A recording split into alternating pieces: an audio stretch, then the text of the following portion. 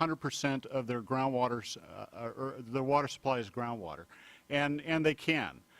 For anything at or under the basin production percentage, or that BPP, they pay that replenishment assessment, which is currently $276 an acre foot.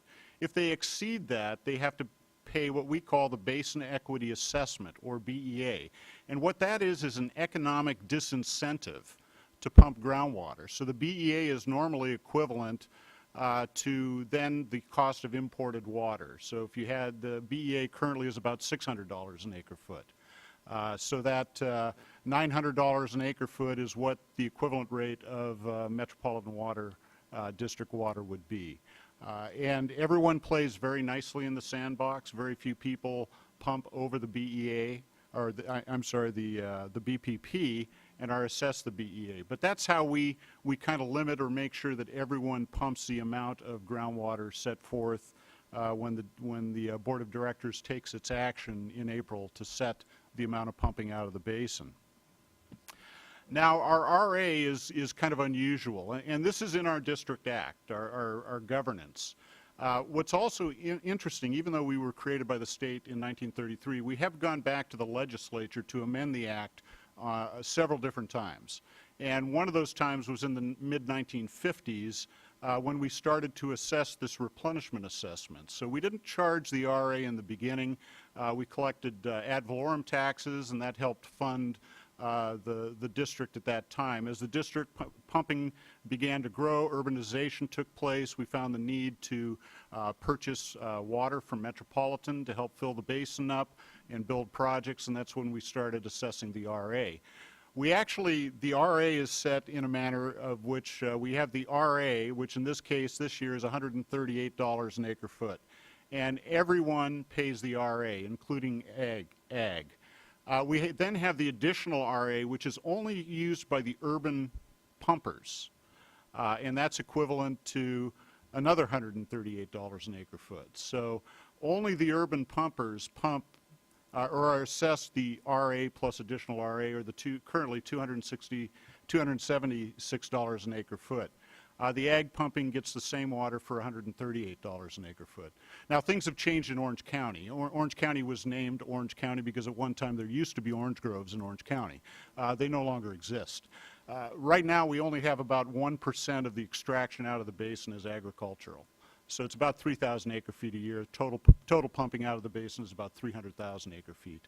I'll talk a little bit earlier. The way we structure this may have to change over time due to Prop 218. We shouldn't have dual rates. We should only have one rate. So we may be changing that and starting to make it so that all the pumping has the same charge. But currently, this is the way we're set up. The other interesting thing is to look at historically what that replenishment assessment has been. So I mentioned in the mid-50s, we changed the act. We started collecting the RA. You can see in about 1998 or 88, when I came to the district 25 or 6 years ago, it was about $42 an acre foot. Since then, it's jumped up to $276 an acre foot. And in fact, we'll be proposing to our board an increase to $294 an acre foot next April. Now, why is this important? Well, we've done a lot of expansion. We've invested a lot of infrastructure to help improve our ability to capture water in the basin. So we haven't necessarily looked for grant funding or the state, although we have taken advantage of it where we can. But we've raised our rates to help support our growth in the basin. The other thing bracketed up there, you see groundwater replenishment system. We have a project called the Groundwater Replenishment System, which is the largest planned indirect potable reuse project in the world. It produces 72,000 acre feet of water per year. This has become an important source of supply to the groundwater basin, particularly in times of drought. It's a reliable source. Our board has decided to expand that. That's why we're raising our rates even a little bit more. So next year at this time, that project will be producing 103,000 acre feet per year, or 100 million gallons per day. Ultimately, we can go up to 130, and we're looking at developing that final expansion right now so that potentially 5 years down the road, we'll be at 130,000 acre feet a year of supply to the basin of recycled water. I threw this in here just really quickly to show where we get our sources of water from, because it does vary. The yellow bars are just natural rainfall. The brown is recharge base flow. Those are Santa Ana River flows. Santa Ana River normally is dry. Most rivers in Southern California are dry. However, this one has water in it all the time because in the upper Santa Ana watershed, they discharge their wastewater into the Santa Ana River. It flows downstream and we capture it. Those flows, you can see, kind of peaked in 2005. They've steadily dropped off, and the reason why is they're doing more recycling in the upper watershed. So there's less water being discharged to the rivers. So we have to find additional sources of beyond that. Stormwater flow, we have or the Army Corps of Engineers operates a dam in Corona called Prado Dam. We have an agreement with the Corps to store water behind the dam so that we can capture it during the winter and slowly release it so that we can put it in our groundwater basin. So having a cooperative agreement with another state or federal agency allows us to capture stormwater. We have to look at that as an important or a key component as a source of supply for the basin. And then the little purple bar that you see show up in 2008 is our recycled water. So you can see that that adds a real component to the supply into the basin. Just to show, we are a managed groundwater basin, so our overdraft goes up and down. You can see in the mid-50s it was extremely low. In fact, seawater intrusion was taking place, wells were being taken out of service, led to the development of a seawater barrier in the mid-70s. But it does go up and down. We try to manage it also. We have triggers. If the overdraft gets below 300,000 acre-feet, our board will purchase more met water. Met water is a component. We'll actually buy untreated met water for $700 an acre-foot and put it into the groundwater basin and let the groundwater basin act as a water treatment plant and then pump it out. It's actually cheaper for our urban users than to purchase that $1,000 an acre-foot for met. But it costs a lot of money and a lot of investment. So as far as our policies are concerned, we want to invest in local projects. Particularly the recycled water gives us local water supply reliability. That's really the key. We wanted to avoid basin adjudication. We do have the ability to change our basin production percentage. For years it was at 75%. About 6 years ago, we dropped it to as low as 62%. So it does give us a very effective tool to be able to manage overdraft. If we keep on overdrafting and the sources of supply aren't there for the basin, we can restrict pumping, and that's what we would do. So we want to maintain uniformity of cost and access to the groundwater basin, treat all parties equally, no power to restrict pumping, as I said, only set rates paid to pump. And then conjunctively operate with MET's imported water system. So conjunctive use is very important. Also, what's very important is when we have the water, somehow there has to be a mechanism in the future, and I'm not sure what it is, but when the state does have water, excess water, after taking care of the environmental considerations and the state water contractors, if there's still some left over, we have to find a way to get it into the groundwater basins so that we can use it in the future. I was asked to comment on Prop 218 a little bit, at least from our perspective. And from our perspective, Prop 18 affects the property-related fees. Courts have held that volumetric rates and groundwater charges are subject to 218. OCWD at this time doesn't believe it's subject to 218, although the courts, this is being, I guess, still litigated with different agencies. And the reason we say that is virtually all the production within OCWD is by retail water agencies and entities. And to the extent we sell the water, we're more like a wholesale agency. That's how we would characterize ourselves.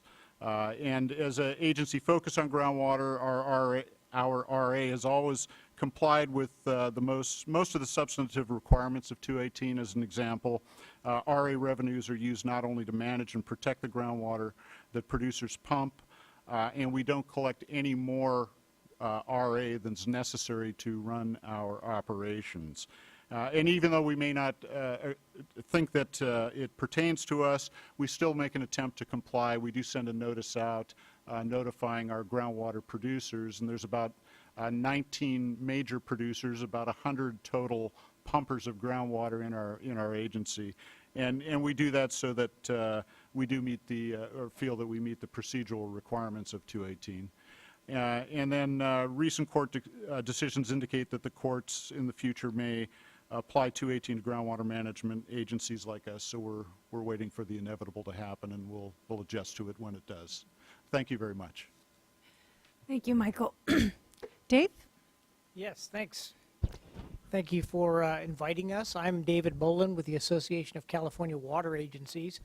The association, of course, represents many of the folks you've heard from before, and a lot of folks that are not yet in the room on groundwater. Our agencies are urban and ag. They stretch all over the state of California, and they have all kinds of different models for managing water resources. Many of the agencies are just surface water agencies. Some are conjunctive management agencies. Many are agricultural water districts. A lot of them are urban districts. So Aqua has been focused on this groundwater issue for a long time. The kind of fundamental document that we like to go back to is our groundwater framework that we put together in 2010, 2011. The groundwater framework kind of captured some principles that we had done as early as 2009 that tried to get at management, I guess, standards or best practices, and tried to present for our members as well as for the public as an educational vehicle and for policymakers the landscape in terms of groundwater management, how it works. Many of the things that have been said today are, documented in that document, and we do have some case studies of well-managed agencies and how their authorities work to manage groundwater. We did acknowledge in that document and have since acknowledged the fact that there are a lot of challenges, and particularly this issue of overdraft that's happening around the state. The sustainability issue is a concern. We talked about a definition of sustainability in the framework. And so when this most recent, policy challenge has been focused on us, the Aqua did what Aqua usually does, which is it created a board level task force of about 12, 14 people that were handpicked from representing agencies around the state to sit down and go back to our fundamental framework document and then see what we could propose in terms of specific answers to some of the challenges of groundwater management, particularly this issue of authorities and tools, try to identify what those are. So we have a fairly comprehensive document that's just about to come out. Unfortunately, the timing was such that our board isn't meeting until Friday. So we're going to be talking about that document at our board meeting. It'll be fairly public thereafter, and it has some pretty comprehensive recommendations on a lot of questions that have been covered today. Specifically, back on financing and narrowing down on that, that issue has come to the fore, as we know, in the broader context of water management for a while now. And we had actually a financing task force, which is, again, a board-related or board-level task force a couple of years ago that talked about water financing and just our general approach to how we do business. And in general, again, the theme that you've heard from a lot of the previous speakers is that as engineering-oriented organizations, we tend to identify what we need to do and then identify the revenues based on a kind of a fee basis. And we basically charge our customers for the product that they get. And the product is not just the molecules of water, it's the management that goes into that water. And we have a pretty good track record in terms of urban water management around the state for agencies that are able to generate the funds that they need to generate at a local level and make sure that the consumer is essentially paying for the product they get. Unfortunately, with groundwater management, as we know, there are a lot of different realities out there in terms of access to the groundwater and in terms of authorities or lack thereof. And a lot of the agencies have been recognizing the fact that they are faced with the challenge of not being able to levy the kinds of fees that many of the districts that are legislative created have that authority. So I think the fundamental recognition that we've come to now is that we do need, and the state does need, to identify uniform, comprehensive authorities, a whole array of fee generating and financing authorities for water agencies that are trying to manage groundwater, and identify those and create those as a menu that's available to those water agencies, no matter what their particular governance structure is. And we do have a lot of different governance models. We've also been pretty resourceful about the scrounging, and I like that technical term that's been coined now today. It's basically the way we do business, and we've been very successful, I guess, in getting various types of grants and loans of various vehicles that have been out there, particularly the Props 13, Prop 50, and Prop 84. And there's been a pretty long heritage of our member agencies finding those monies, getting pretty successful competitive situation, of course, with each other, but landing some of those monies and building capacity at a local level to manage groundwater. So there's been a pretty significant investment in, millions and millions of dollars in terms of new data that's been collected, new modeling, new planning that's been going on in the last basically decade and a half or so, and a pretty significant investment. So fundamentally, again, from a policy perspective, we recognize the need to continue that success, to continue the fact that we need significant bond monies to be invested in water management of all type, particularly understanding that conjunctive management is the vehicle that California has been most successful in using, and recognizing groundwater as a resource, particularly for storage, and investing in that, using state monies to invest in groundwater storage. So we'll be advocating in the coming bond a significant amount of money to be put aside for groundwater storage. That was in a previous incarnation of the water bond that's been discussed. And from a policy perspective, we'll be looking for significant investment going forward in providing grant or basically, yes, grant funds for agencies that are willing to and able to create groundwater banks. We also think there's a real opportunity for revenues from that, and that was mentioned as well. And those revenues could be reinvested in robust groundwater management. So with the authorities, and we're assuming we're going to have to get significant new authorities, and they're going to have to be comprehensive, and they're going to have to be available to these local agencies. They can raise the kinds of money by various types of charges using the existing rules of the game to fund the kind of groundwater management investment that we see needing to happen going forward. And we see that investment primarily as capacity building for a lot of the agencies. We do know that a lot of agencies in our state have been doing some successful things, and they're funding it. It's hard, but they can do it. They make the case. The beneficiaries have been willing to pay and are willing to pay. And so we see that as a model that needs to be perpetuated going forward.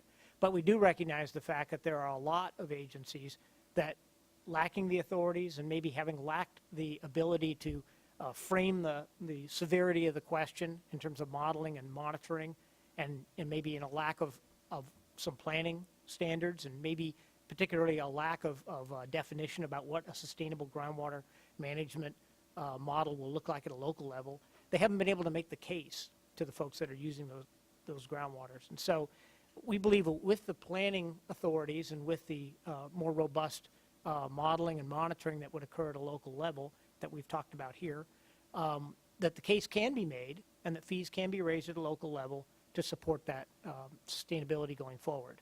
But we do think we need some incentives, and some of those incentives go as far as requirements, responsibilities to make a uniform field in terms of what the planning responsibilities are, and then also possibly defining what sustainability will mean, and then having some indicators adopted locally that would be enforceable, and having those agencies levy the fees necessary to do the management to support and prove out the fact that they are on a sustainable basis. So given the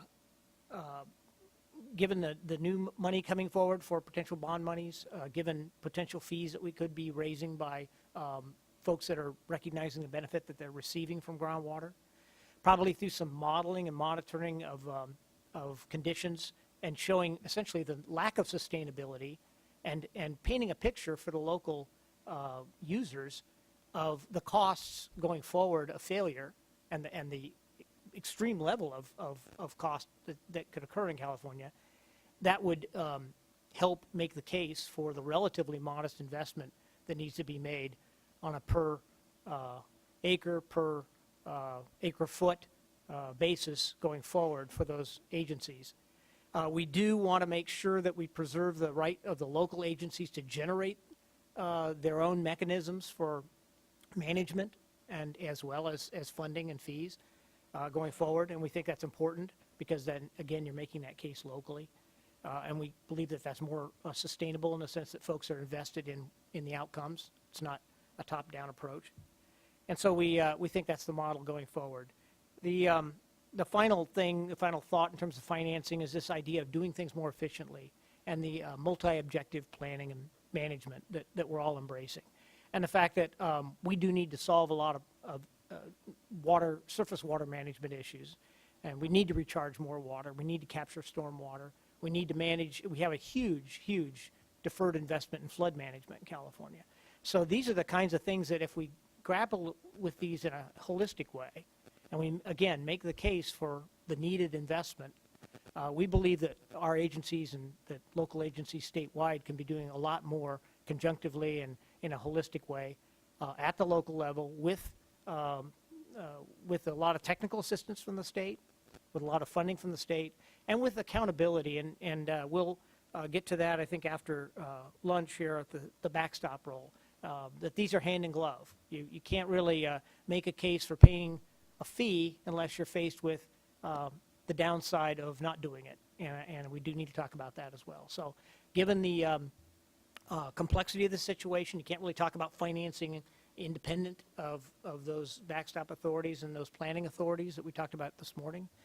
But we do believe that as a package, that we can make a good case for doing things a little differently than we've been doing them going forward, being a little bit more clear at a state's level about the authorities and the menu, I guess, of choices that locals can pick from to build a sustainable groundwater management approach going forward.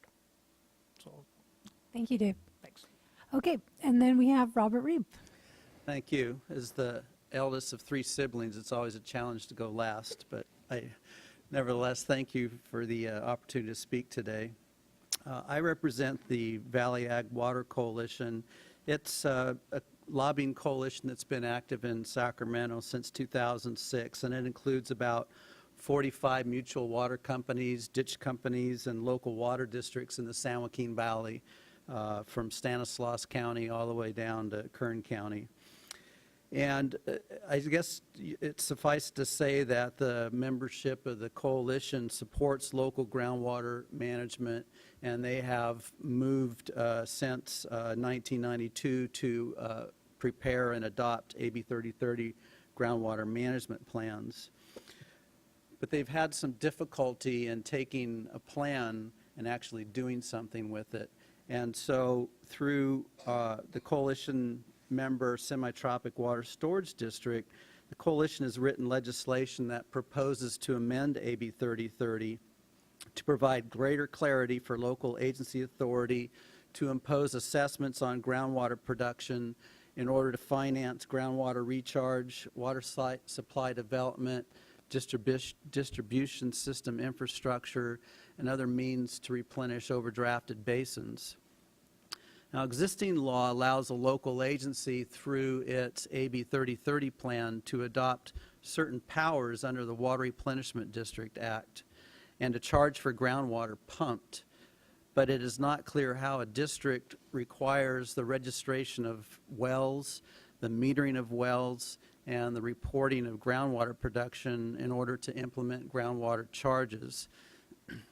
Our members believe that if groundwater producers were required to pay for the quantity of water they pump, in addition to their pumping costs, that local agencies could further encourage conservation of limited groundwater resources and more equitably allocate the cost of importing or producing local water supplies to sustainably managed groundwater basins. Now, the purpose of this proposed bill is to further the intent of AB 3030 to provide through a groundwater management plan that a local agency may charge for the use of groundwater, and the proposal clearly specifies the procedures that a local agency would follow so that they would have confidence that these charges are properly imposed and would be defensible. Under the Water Replenishment District Act, which is again referenced in AB 3030, there's 2 primary issues that have prevented local agencies from implementing their AB 3030 plans. And I say implementing in a way that would actually begin to sustainably manage an overdrafted groundwater basin. The first is that the Water Replenishment District Act only authorizes a uniform assessment. So you would not be, as a local agency, relying on that authority. You would not have authority to adopt a tiered rate. The second is that the Water Replenishment District Act was written based on two basins down in southern Los Angeles County that had been adjudicated. And so the pumping rights in those two basins were established through court adjudication.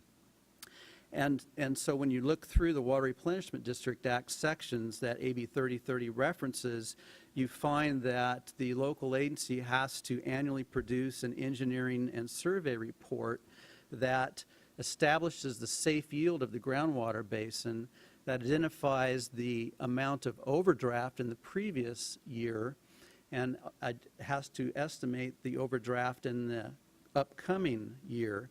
And that's simply not, the local agency that's not an adjudicated groundwater basin is not likely to be able to have that information to even begin to make that test in the WRD Act.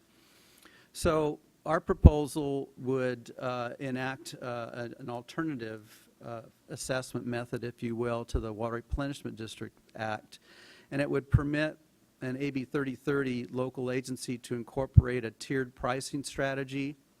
And we envision this tiered pricing approach as to where users of larger amounts of groundwater who put a greater strain on the basin, or those putting groundwater to new uses, which puts an additional strain on the basin that has not been previously experienced, that they can be charged higher rates to reflect the higher costs to the local agency to obtain additional imported water or develop local water supplies. These groundwater charges under our proposal could only be imposed after a local agency complies with the process to adopt or amend an AB 3030 plan, which includes transparency and due process in existing law by providing for various hearings and the opportunity for landowners to reject the plan through a majority protest process, in addition to the majority protest process otherwise provided under Proposition 218 for any new or increased charge. Through this legislative approach that we are proposing, the local agency could require the registration of groundwater extraction facilities, could require measurement of groundwater, could mandate the reporting of groundwater production, and the payment of an assessment on a per acre foot basis. The legislation would provide the local agency with enforcement mechanisms from the imposition of administrative civil penalties to access to the courts for injunctive relief or mandamus actions. We have shared this proposal with the Brown administration, Association of California Water Agencies, California Water Foundation, the legislature, Production Ag, and just this morning I've encountered some folks in the audience that would like to see it as well. So I think from our standpoint, we don't view this proposal as the end-all or be-all to what needs to occur this year with respect to groundwater management, but we think that we could take this important tool, that being AB 3030 groundwater management plans, and really make it for the first time since its enactment the path forward for local agencies to raise revenue locally, to expend locally in order to achieve sustainable groundwater management for the basins that they overlie. Our final thought would be that, in our opinion, the farther that California this year moves toward regulation of groundwater at the state level, that the greater the focus will be on protecting the groundwater resource to the detriment of production agriculture in the San Joaquin Valley and the rural communities, the social fabric, the related businesses and jobs that rely on that. Thank you. Appreciate your attention. Thank you, Robert. Okay, we're going to take some questions from the panel.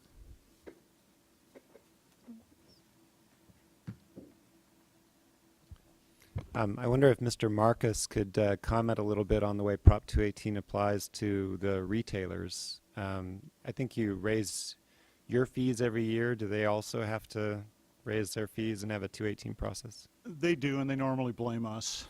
And it's kind of interesting because with us, when we raise the basin pumping percentage and raise the RA, sometimes, I mean, because they're able to pump more, less expensive groundwater, their costs actually go down. But for the most part, they do go up because it is a melded cost of our groundwater rate, in this case 70%, and then the MET rate also. And MET rates have gone up pretty substantially. So they have to pass those on, and then their own operating costs on top of that. So generally speaking, their rates do go up, although not necessarily that extraordinarily to the tune of maybe 2 or 3% a year. But they still do have to go through the Prop 218 noticing, and they all do comply with it. And then a follow-up question: what about the basin equity assessment, that sort of penalty based on replacement water costs? Do the retailers have to also go through a 218 process on that? No, they don't. If they choose to pump more groundwater, as I said, say they go 75% instead of 72%, their cost of groundwater or payment to the water district would be more. They'd pay less to the metro. They'd then purchase less of the Met water. So it really doesn't have much of an effect one way or the other. Just one question on, I don't know if this is applicable for you as a wholesaler, but what Robert described as something for both tiered amounts but also for new users. Do you have some sort of structure for new users that you go through for further assessment, or will serve, as was discussed in the previous panel? No, one size fits all. I mean, as let's say there's some internal growth among cities and their water demands go up, there again, we allow that if their water demands go up, they will still pump a percentage of those total water demands as groundwater. So as internal growth goes up, more water is extracted out of the groundwater basin. There are a few unannexed areas within the basin. We just went through an annexation. So that and there are existing agencies that have been annexed into, they are within the boundaries, they've been annexed within the boundaries, and that's going to impose, I think, about a 6,000 acre foot a year additional extraction out of the basin. So there again, it's up to us to find those supplemental supplies, either through recycled water or developing our infrastructure so that we can capture more rainwater or stormwater when it's available to meet those internal growth needs.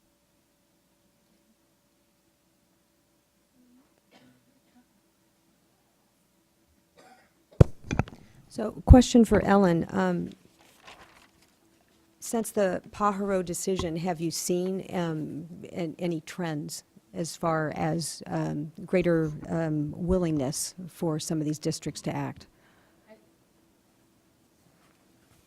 I haven't, but I have to say it's pretty recent. I know that a number of other agencies breathed a sigh of relief about it, even though, as you heard, that doesn't mean that there aren't other Prop 218 issues that agencies have to deal with. But I would say, I mean, as you said, in Orange County, you may have to start complying in some ways, but that's not a sort of core fundamental challenge to how you manage groundwater. The Pajaro case was really important because it was basically challenging the idea that you could collectively manage the basin and have people fairly all pay for that management in a kind of integrated way. Okay, and then a question for Dave on the information that's needed in order for locals to get the will to act, sort of the basic information you were talking about, technical assistance, monitoring, and the data. Do you have a sense, or does anyone have a sense on the amount? It's probably an unlimited amount, but sort of a way to bookend it. Well, first of all, I think it's clear that things vary around the state quite a lot, and even down to the level of the sub-basin, just even within a given basin, different sub-basins have different stories. So the amount of baseline information that's available varies extremely widely. And again, based on the pressure that basin's under, in some cases, folks have acted and they have a pretty good handle. In other places, there haven't been actions. So we did an exercise within our recommendations document of sort of a menu of best practices and sort of tools, protocols that we've identified that need to be sort of a baseline for this kind of planning all around the state. We've heard, of course, from some of the presenters earlier about the types of information that they've generated, usually at some significant cost to them to manage the basin appropriately. And we do know that there are a number of basins in which that level of information has not been gathered. So I don't have a specific answer, what the punch list looks like.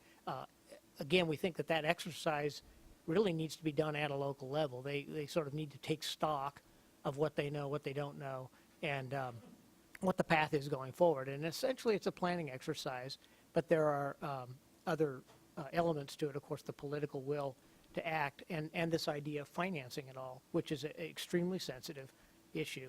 And just to kind of tag on with the Prop 218 discussion, I just did want to say that we've been struggling a lot with that statewide, not just for groundwater, but in general water management rates and fees.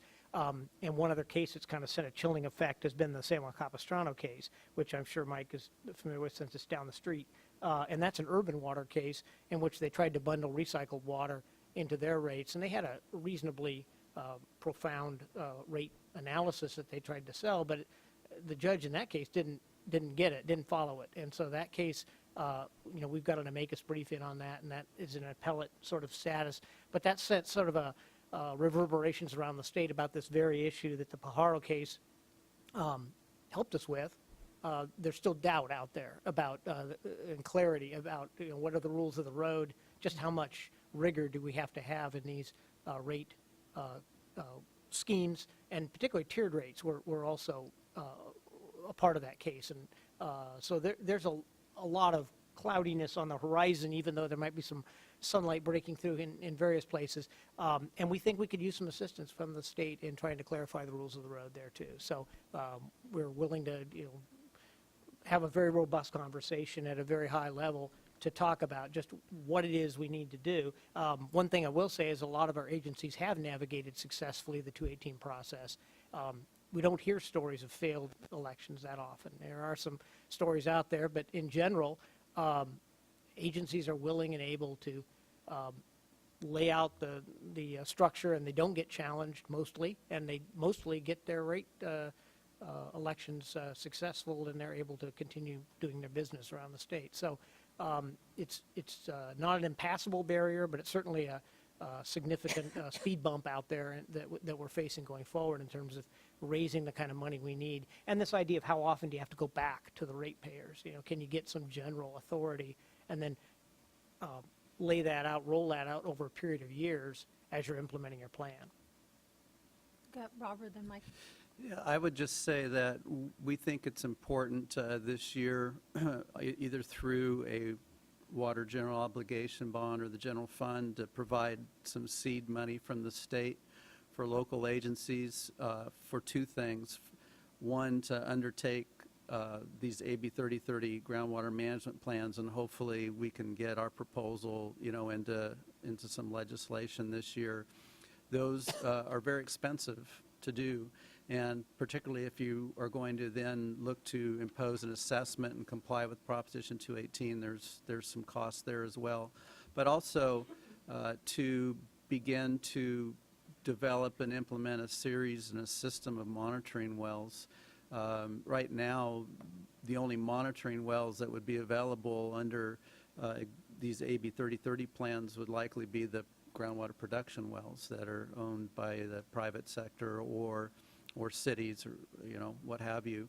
I represent the Water Replenishment District of Southern California. They have 300 monitoring well sites throughout their 420 square mile service area, and each of these well locations has 5 or 6 wells that go down and sample from water quality and water depths each aquifer that is below their service area.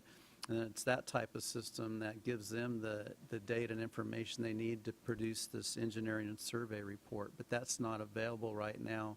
And it's that type of startup funding that I think would be meaningful, that would then hopefully allow these local agencies to then begin generating local revenue to actually implement the actions to recover the basins. Just as a follow-up on that on funding, what we have found particularly useful in funding has been the use of the SRF program, and would highly encourage the state, the governor's office, to keep that amount of funding there. State board has been great to work with on that program. Now with CDPH and the state board coming together, and not sure how that's going to come together as far as SRF goes, but if you could make sure that there was SRF funding available for groundwater projects also, because I know would have liked to use the program in a couple instances and didn't quite meet the criteria. So if we're real clear on the funding for that, I think that that's something that groundwater agencies could use, because it is a great program. Yeah, this is just a kind of a general, I'll start with Ellen and leave it to the group, is we talk a little bit about the technical realities and water balancing and other kind of evaluations. Where do you see the state's role to help and to assist that effort? Ellen, maybe we'll start with you. How would you?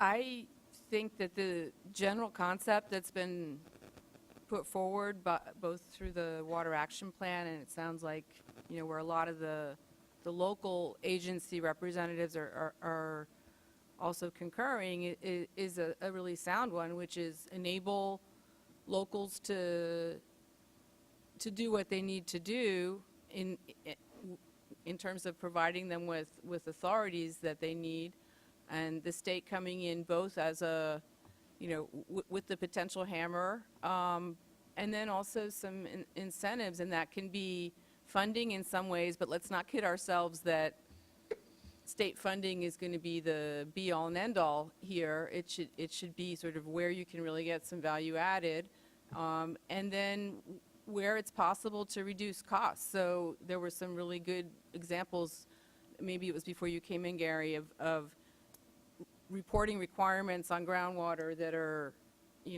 a one-stop reporting requirement rather than 5 different agencies getting 5 different things.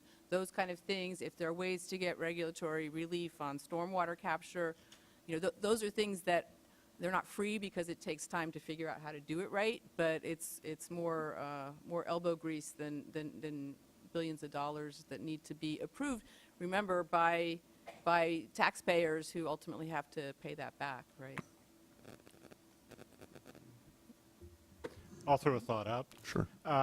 Groundwater basins are unique. Each one of them, of course, is. And all of them have, or should have, a safe yield.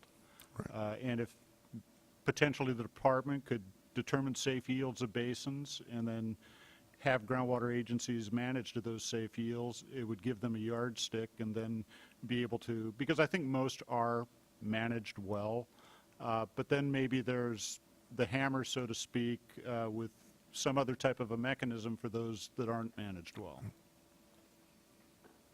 You could start that down in Orange County. I'd be glad for you to have that analysis. They got their leg up, I Yeah, think. you can- but- Slowly work your way. Yeah.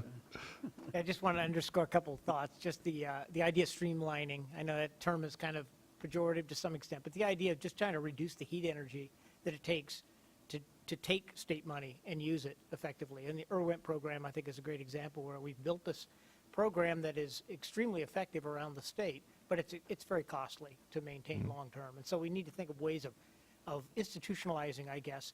And the other aspect is the idea of templates and of best practices and of kind of standardization that could occur, and that the department could take and has taken a leadership role in many other areas.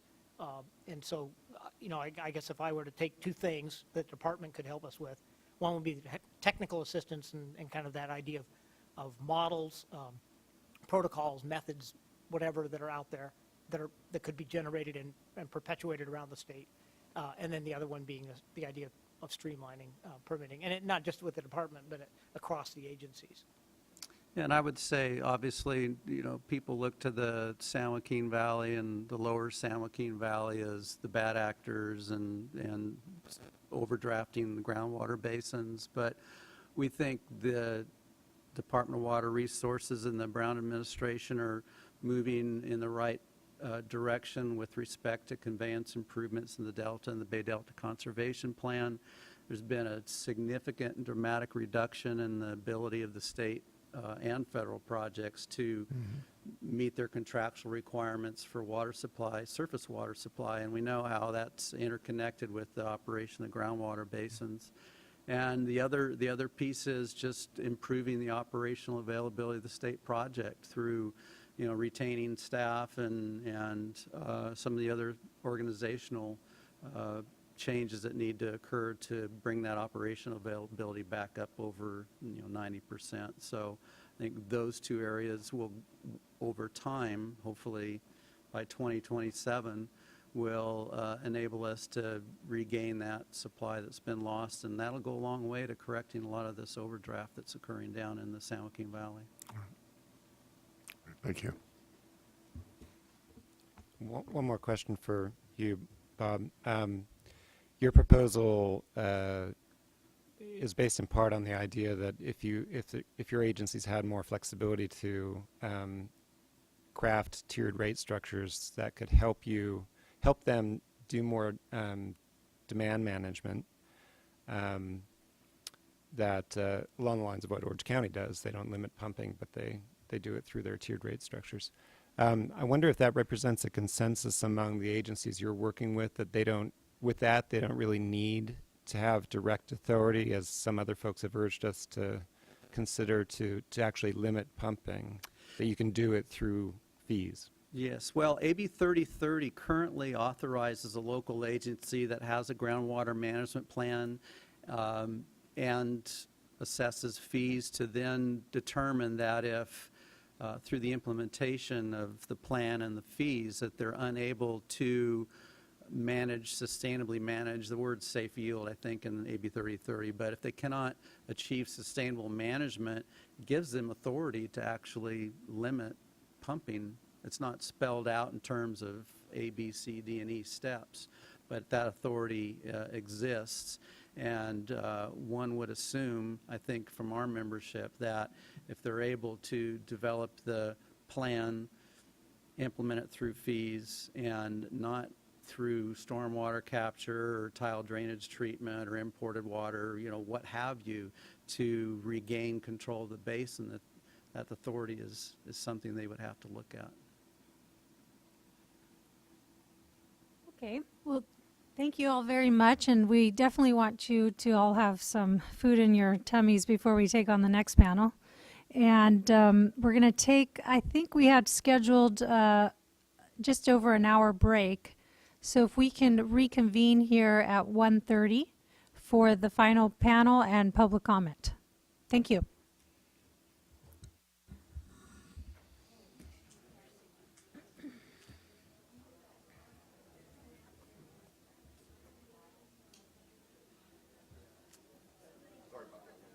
Oh, no. I'm sorry, what time did you say? 1:30. Yeah, it's been really interesting. Hey, yep, you did.